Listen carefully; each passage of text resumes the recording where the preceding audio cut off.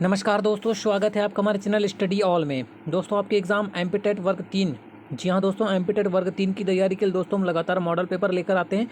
दोस्तों आज हमारे यहाँ मॉडल पेपर होगा बाल विकास का, जिसमें दोस्तों आपको टॉप सिलेक्टेड क्वेश्चन देखने को मिलेंगे जो कि आपके एग्जाम की दृष्टि से दोस्तों बहुत ही महत्वपूर्ण होंगे, जिससे कि दोस्तों ये आपके लिए मॉडल पेपर बहुत ही इंपॉर्टेंट हो जाता है। जी हाँ दोस्तों, तो वीडियो को लास्ट तक जरूर देखिएगा और अगर दोस्तों वीडियो पसंद आए तो लाइक और शेयर जरूर कीजिएगा। इंपॉर्टेंट क्वेश्चन दोस्तों इस मॉडल पेपर में आपको देखने को मिलेंगे काफ़ी, ठीक है। सभी क्वेश्चन ऐसे हैं दोस्तों जो अक्सर एग्जाम में पूछे जाते हैं और दोस्तों इस मॉडल पेपर से बहुत से क्वेश्चन एग्जाम में पूछे भी गए हैं, ठीक है।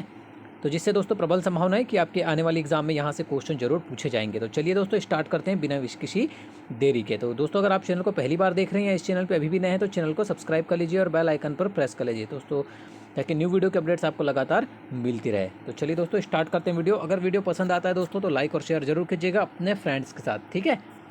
चलिए पहला प्रश्न देख लेते हैं क्या है। आम अर्थ में शिक्षण अभिक्षमता का अभिप्राय है। आपको बताना है दोस्तों कि शिक्षण अभिक्षमता का अभिप्राय क्या होता है। शिक्षा देने की तीव्र इच्छा, शिक्षण के प्रति समर्पण, शिक्षा देने की क्षमता रखना या उपर्युक्त सभी। दोस्तों आम अर्थ में जो शिक्षण अभिक्षमता का जो अर्थ होता है दोस्तों या अभिप्राय होता है शिक्षण अभिक्षमता का, याद रखिएगा दोस्तों वो क्या होता है। शिक्षा देने की तीव्र इच्छा भी शिक्षण अभिक्षमता के अंतर्गत आता है, शिक्षण के प्रति समर्पण भी आपका शिक्षण अभिक्षमता के अंतर्गत ही आता है, और शिक्षा देने की क्षमता रखना, ये तीनों ही A B C option number A B C तीनों ही आपके शिक्षण अभिक्षमता के अंतर्गत आते हैं, ठीक है। तो आपका आंसर क्या हो जाएगा दोस्तों, शिक्षण अभिक्षमता का अभिप्राय ए बी सी तीनों कथन है, ठीक है। तो ऑप्शन नंबर डी आपका आंसर हो जाएगा, ठीक है दोस्तों। काफ़ी इंपॉर्टेंट क्वेश्चन है, याद रखिएगा। अनुसंधान से पता चलता है कि हमारी पढ़ाई का हिस्सा दृश्य और श्रवण अंगों के माध्यम से ग्रहण किया जाता है। आपको बताना दोस्तों कि अनुसंधान से यह पता चलता है कि कितने प्रतिशत हिस्सा, ठीक है, कितने प्रतिशत पढ़ाई का हिस्सा जो है हमारे दृश्य और श्रवण अंगों के माध्यम से ग्रहण किया जाता है। बहुत ही अच्छा क्वेश्चन दोस्तों, एग्जाम में पूछा गया है ये क्वेश्चन, ठीक है। 60% हिस्सा, 85% हिस्सा, 50% हिस्सा या 95% हिस्सा, ठीक है। तो दोस्तों अनुसंधान से यह पता चलता है कि हमारी जो पढ़ाई का 95% हिस्सा जो होता है दोस्तों वो दृश्य और श्रवण अंगों के माध्यम से ग्रहण किया जाता है, ठीक है। कितना हिस्सा ग्रहण किया जाता है दोस्तों, 95%, 95%, ठीक है। याद रखिएगा, तो ऑप्शन नंबर डी आपका आंसर हो जाएगा, ठीक है दोस्तों। चलिए आगे बढ़ते हैं। अनुसंधान से पता चलता है कि सीखने की प्रक्रिया एक प्रबल चर है, संभवतः योग्यता से भी ज़्यादा महत्वपूर्ण चर। आपको बताना है दोस्तों कि अनुसंधान से यह पता चलता है कि सीखने की प्रक्रिया एक प्रबल चर है, ठीक है। संभवतः योग्यता से भी ज़्यादा महत्वपूर्ण चर उपेक्षा, अनभिज्ञता, अभिप्रेरण या निरुत्साहन। आपको बताना है कि योग्यता से भी ज़्यादा महत्वपूर्ण चर कौन सा है, तो वो है दोस्तों आपका अभिप्रेरण, ठीक है। कौन सा है, अभिप्रेरण। तो ऑप्शन नंबर सी आपका आंसर हो जाएगा दोस्तों, अभिप्रेरण। निम्नलिखित में से किसे एक प्रोजेक्टर सहायता सामग्री नहीं माना जाता है। आपको बताना है दोस्तों कि प्रोजेक्ट सहायता सामग्री के अंतर्गत निम्नलिखित में से कौन सा ऑप्शन नहीं आएगा। स्लाइड प्रोजेक्टर, ब्लैक बोर्ड, और हेड प्रोजेक्टर या एपीडिया स्कोप या परिचित्रदर्शी, ठीक है ना। तो दोस्तों जो प्रोजेक्ट सहायता सामग्री के अंतर्गत जो निम्नलिखित में से एक नहीं होगा वो सभी को पता है दोस्तों, ब्लैक बोर्ड, ठीक है। ब्लैक बोर्ड जो है वो प्रोजेक्ट सहायता सामग्री के अंतर्गत नहीं आता है। बाकी आपका स्लाइड प्रोजेक्टर, ओवरहेड प्रोजेक्टर और एपीडिया स्कोप, ये तीनों ही आपके प्रोजेक्ट सहायता सामग्री के अंतर्गत आते हैं, ठीक है। तो याद रखिएगा ऑप्शन नंबर बी आपका आंसर हो जाएगा, ब्लैक बोर्ड, ठीक है। छात्रों को सही मूल्यांकन के लिए निम्नलिखित में से किस विधि का प्रयोग किया जाना चाहिए। आपको बताना दोस्तों कि सही मूल्यांकन के लिए कौन सी विधि का प्रयोग किया जाना चाहिए। रचनात्मक मूल्यांकन, सतत मूल्यांकन, कोर्स के अंत में मूल्यांकन या प्रत्येक छमाही पर मूल्यांकन। तो दोस्तों छात्रों के सही मूल्यांकन के लिए निम्नलिखित में से जिस विधि का प्रयोग किया जाना चाहिए वो है दोस्तों सतत मूल्यांकन का, ठीक है। किसका प्रयोग किया जाना चाहिए, सतत मूल्यांकन का। तो ऑप्शन नंबर बी आपका आंसर हो जाएगा। नेक्स्ट क्वेश्चन देखते हैं। स्तरीय या गुणवत्तापूर्ण शिक्षा के लिए पाठ्यक्रम ढांचा राष्ट्रीय अध्यापक शिक्षा परिषद द्वारा किस वर्ष में निकाला गया था। आपको बताना है दोस्तों कि स्तरीय शिक्षा के लिए जो पाठ्यक्रम ढांचा या राष्ट्रीय अध्यापक शिक्षा परिषद द्वारा कब निकाला गया था। 1990, 1992, 1996 या 1998। तो दोस्तों ये निकाला गया था आपका सन 1996 में। ठीक है, कब निकाला गया था दोस्तों, याद रखिएगा 1996 में निकाला गया था। तो ऑप्शन नंबर सी आपका आंसर हो जाएगा। ठीक है, ऐसे क्वेश्चन दोस्तों आपको एग्जाम में अक्सर देखने को मिलते ही मिलते हैं। ठीक है, सन से रिलेटेड, और ये भी दोस्तों काफ़ी इंपॉर्टेंट क्वेश्चन है एग्जाम के लिए। बच्चे को पहला शिक्षक कौन होता है? आपको बताना दोस्तों कि बच्चे का जो पहला शिक्षक है वो कौन होता है। काफ़ी इजी क्वेश्चन है दोस्तों, सभी को पता है कि जो उनके माता पिता होते हैं वही बच्चे के पहले शिक्षक माने जाते हैं। ठीक है, तो ऑप्शन नंबर 7 का सी नंबर आपका आंसर हो जाएगा, माता पिता। ये भी क्वेश्चन दोस्तों लगभग हर हर एग्जाम में पूछा जाता है। ठीक है, एक शिक्षक को समाज में सम्मान मिलना चाहिए जब वह एक आदर्श जीवन जीता हो, निष्ठापूर्वक अपनी ड्यूटी करता हो, प्रभावकारी तरीके से पढ़ाने में सक्षम हो, या उपयुक्त सभी।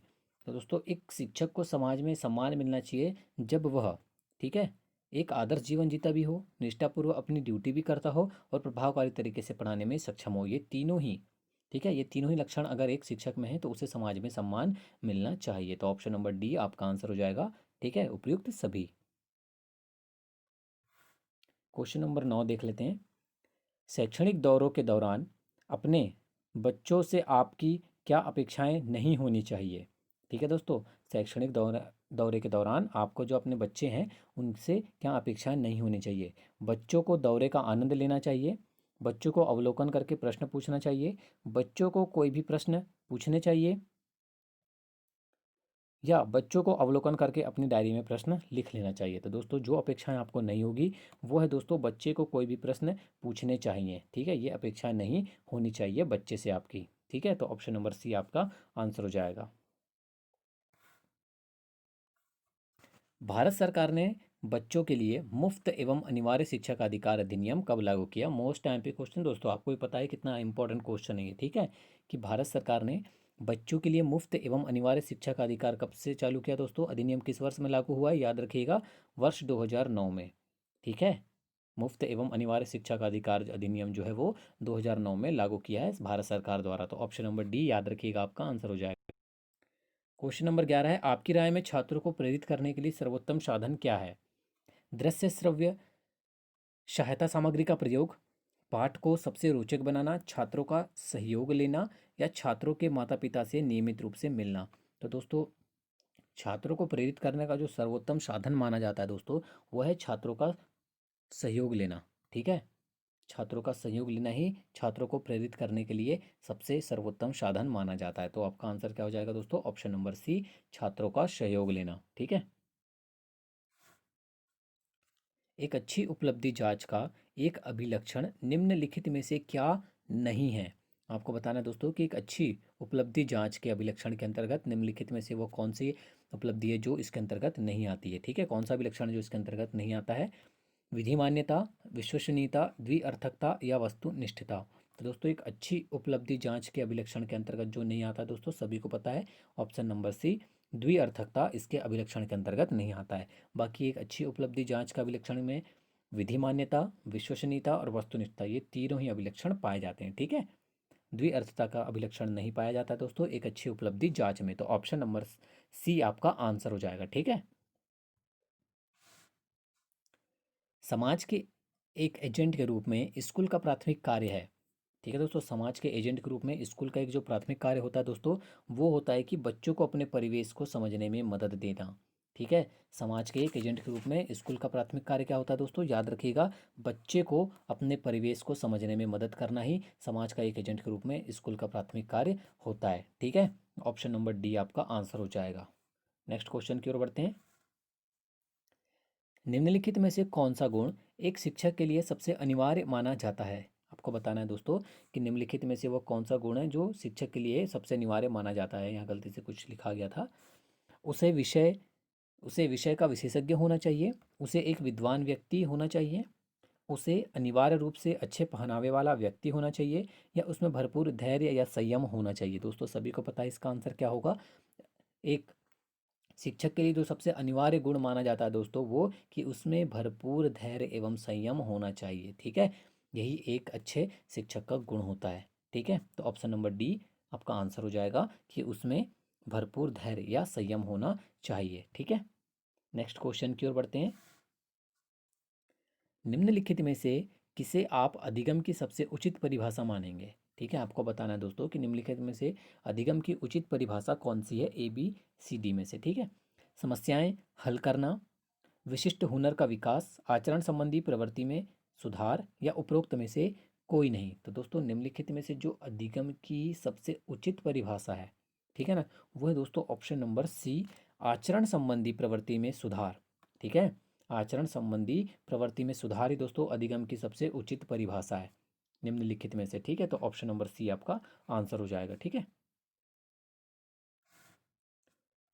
शिक्षा का मुख्य उद्देश्य होता है व्यक्ति के विकास करना, व्यक्ति का की के या विकास करना, क्या विकास करना होता है व्यक्ति का। ठीक है, ज्ञान विकास करना होता है, शरीर को विकास करना होता है, व्यक्तित्व को विकास करना होता है, या बुद्धिमत्ता को विकास करना होता है। दोस्तों सभी को पता है शिक्षा का जो मुख्य उद्देश्य होता है दोस्तों, वो व्यक्ति के व्यक्तित्व को विकास करना होता है। ठीक है, क्या होता है दोस्तों, व्यक्ति के व्यक्तित्व को विकास करना ही शिक्षा का मुख्य उद्देश्य होता है। तो ऑप्शन नंबर सी आपका आंसर हो जाएगा। ठीक है ना, चलिए 17 नंबर क्वेश्चन देख लेते हैं। कोई व्यक्ति एक प्रभावकारी तरीके से एक हुनर कैसे सीख सकता है। आपको बताना है दोस्तों कि अगर कोई व्यक्ति है, अगर वो किसी हुनर को सीखना चाहता है प्रभावकारी तरीके से, तो वो कैसे सीख सकता है। उसका अवलोकन करके, सुनकर, पढ़कर, या खुद करके। तो दोस्तों अगर कोई व्यक्ति किसी भी प्रभावकारी तरीके से अगर किसी हुनर को सीखना चाहता है, तो दोस्तों वो तभी सीख सकता है जब वो उसे खुद करेगा। ठीक है, जब तक वो उस हुनर को खुद करके नहीं देखेगा, वो उसे प्रभावकारी तरीके से सीख नहीं सकता। ठीक है, तो ऑप्शन नंबर डी आपका आंसर हो जाएगा, खुद करके। ठीक है, विकासशील देशों के लिए ICT में वैसे बच्चों के लिए शिक्षा अनुभव को बढ़ावा देने की संभावना है जो ग्रामीण और दूर दराज के स्थानों में रहते हैं, जिनकी सीखने संबंधी विशेष अवस्थाएं होती है, जो शारीरिक रूप से अक्षम होते हैं, या उपरोक्त सभी। तो दोस्तों जो विकासशील देशों के लिए ICT में वैसे बच्चों के लिए शिक्षा को अनुभव को बढ़ावा देने की संभावना है दोस्तों जो ग्रामीण और दूरदराज के स्थानों में भी रहते हैं, जिन्हें सीखने संबंधी विशेष आवश्यकताएं भी होती है, और जो शारीरिक रूप से अक्षम होते हैं। ठीक है, ये तीनों ही कारण आपके ICT शिक्षा अनुभव को बढ़ावा देने की संभावना के अंतर्गत आते हैं। ठीक है, तो ऑप्शन नंबर डी आपका आंसर हो जाएगा। ठीक है दोस्तों, उपरोक्त सभी। चलिए नेक्स्ट क्वेश्चन की ओर बढ़ते हैं। 19 नंबर क्वेश्चन देख लेते हैं। 6 से 14 वर्ष के बीच की आयु के बच्चों को एक मौलिक अधिकार के रूप में मुफ्त और अनिवार्य शिक्षा देने के उद्देश्य से सर्व शिक्षा अभियान किस वर्ष में शुरू किया गया। आपको बताना है दोस्तों कि सर्व शिक्षा अभियान किस वर्ष में शुरू किया गया था। ये किया गया था दोस्तों आपका वर्ष 2001 में। ठीक है, कब किया गया था, वर्ष 2001 में शुरुआत की गई थी इसकी। तो ऑप्शन नंबर सी आपका आंसर हो जाएगा। ठीक है दोस्तों,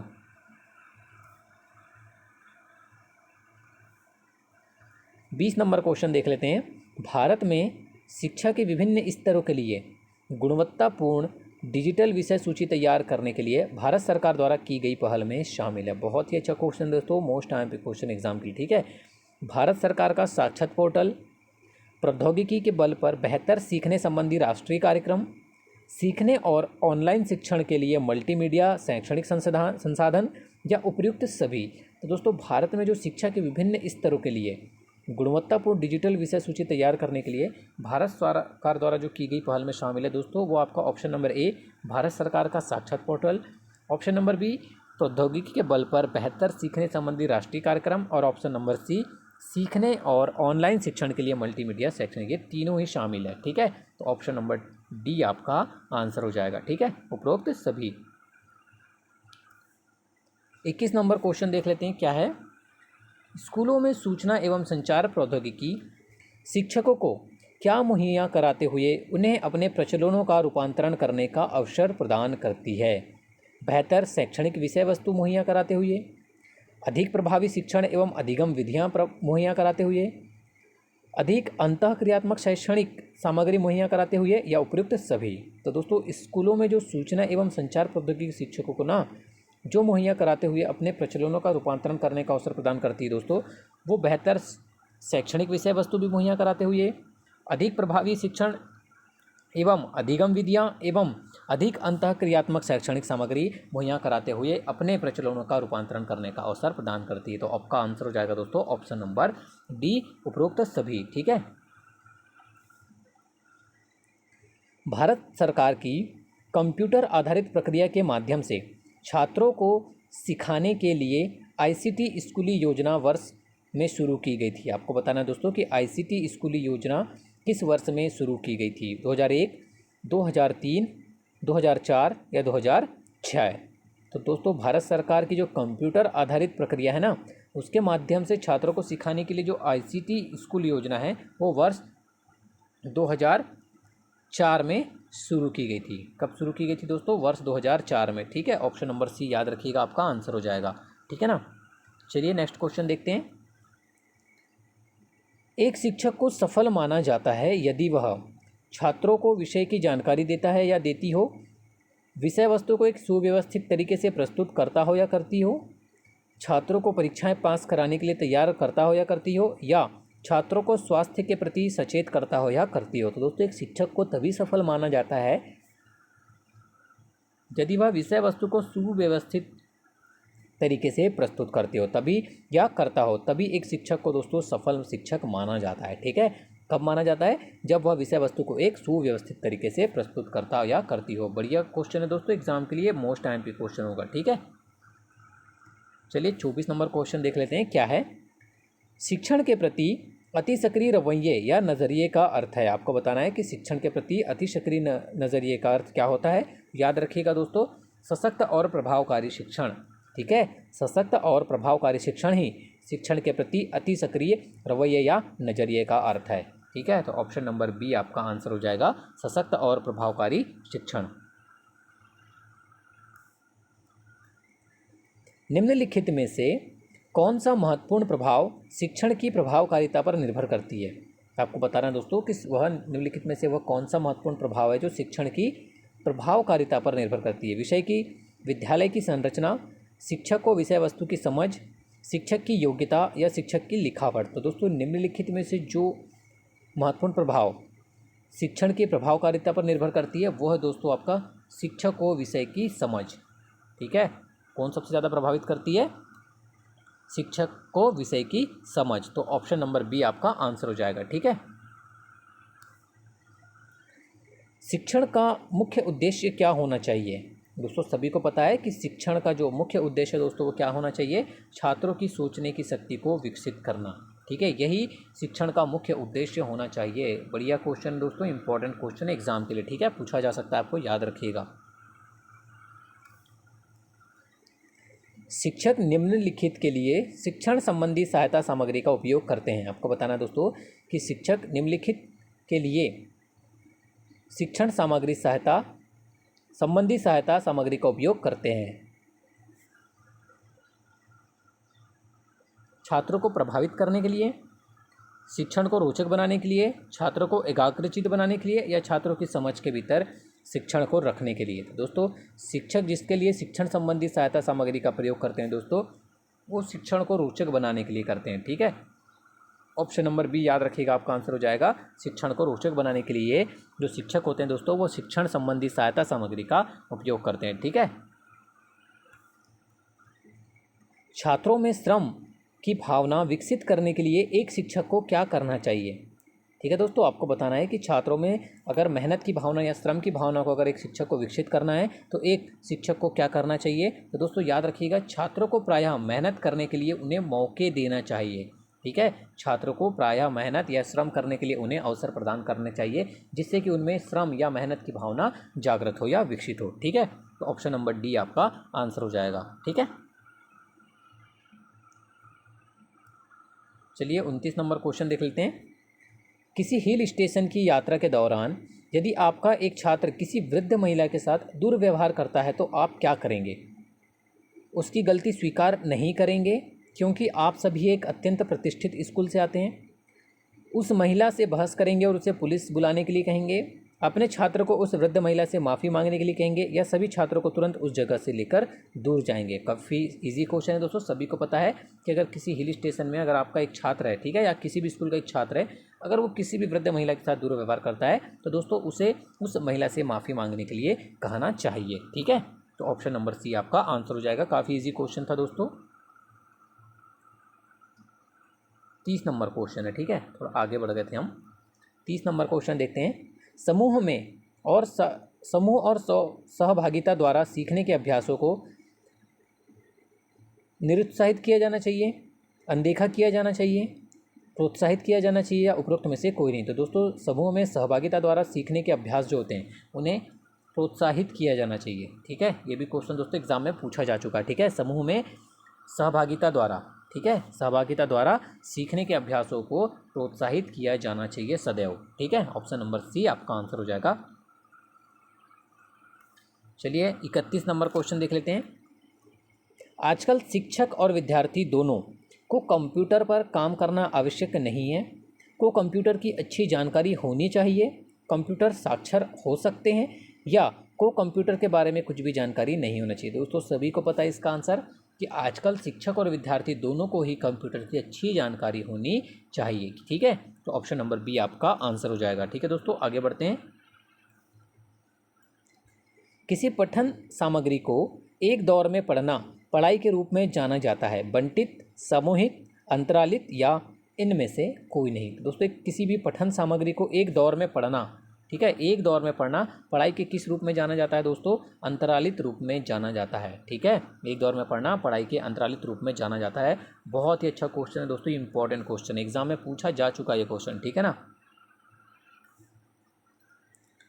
पाठ्य चर्चा निर्माण का कार्य माना जाता है, एक नेमी कार्य, एक विशेषज्ञता कार्य नहीं, एक अत्यधिक विशेषज्ञता वाला कार्य, या एक महत्वपूर्ण कार्य नहीं। आपको बताना है दोस्तों कि पाठ्य चर्चा निर्माण का जो कार्य है दोस्तों वो एक अत्यधिक विशेषज्ञता वाला कार्य होता है। ठीक है, पाठ्य चर्चा निर्माण का जो कार्य होता है दोस्तों ये अत्यधिक विशेषज्ञता वाला कार्य के अंतर्गत आता है। ठीक है, तो याद रखिएगा ऑप्शन नंबर सी आपका आंसर हो जाएगा। ठीक है दोस्तों, आगे बढ़ते हैं क्वेश्चन नंबर 34 की ओर। तो फ्रेंड्स 34 नंबर क्वेश्चन है आपका, विद्यार्थियों की प्रशंसा की जानी चाहिए, एकांत में की जानी चाहिए, अलग से की जानी चाहिए, लोगों के बीच में की जानी चाहिए, या व्यक्तिगत रूप से की जानी चाहिए। दोस्तों अगर एक शिक्षक को या किसी भी व्यक्ति को, अगर किसी भी विद्यार्थी की अगर प्रशंसा करना है तो दोस्तों उसे लोगों के बीच की जानी चाहिए। ठीक है, उसकी जो प्रशंसा है दोस्तों वो लोगों के बीच में की जानी चाहिए, जिससे कि दोस्तों उसका मनोबल और बढ़ेगा। ठीक है, विद्यार्थियों की समूह सक्रियता ने निपटने के क्रम में उनके बारे में निम्नलिखित में से कौन सा कथन सही है? विद्यार्थी अपरिपक्व होते हैं, विद्यार्थी अच्छे या बुरे में अंतर कर पाने में अक्षम होते हैं, विद्यार्थी अधीर और संवेदनशील होते हैं, या उपयुक्त सभी। तो दोस्तों विद्यार्थियों के समूह की जो सक्रियता होती है उससे निपटने के क्रम में उनके बारे में जो निम्नलिखित कथन सत्य है दोस्तों वो है, विद्यार्थी परिपक्व भी होते हैं, विद्यार्थी अच्छे या बुरे करने में मतलब उनमें अंतर कर पाने में अक्षम भी होते हैं, और विद्यार्थी अधीर और संवेदनशील होते हैं। ये तीनों ही कथन इसके अंतर्गत आएंगे। ठीक है, तो ऑप्शन नंबर डी आपका आंसर हो जाएगा दोस्तों, उपरोक्त सभी।